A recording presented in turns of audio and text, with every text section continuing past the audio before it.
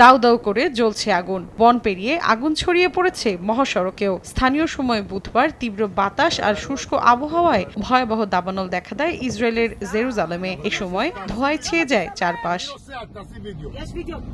দাবানল দ্রুত ছড়িয়ে পড়ায় তেল আবিব জেরুজালেমের মহাসড়ক বন্ধ করে দেয় স্থানীয় প্রশাসন। আগুনের ব্যাপকতায় আতঙ্কিত হয়ে দিকবিদিক ছোটাছুটি শুরু করেন যাত্রীরা। এ সময় আহত হন বেশ কয়েকজন। নিরাপদ স্থানে সরিয়ে নেওয়া হয় আশপাশের বাসিন্দাদের। বাতিল করা হয় স্বাধীনতা দিবস উপলক্ষে আয়োজিত সব অনুষ্ঠান। নিরাপত্তার স্বার্থে ঘোষণা করা হয়েছে জরুরি অবস্থা।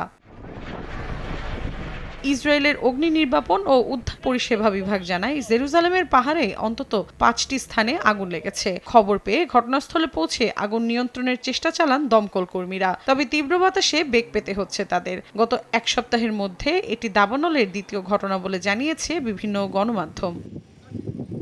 মৌসুমী সাথী, সময় সংবাদ।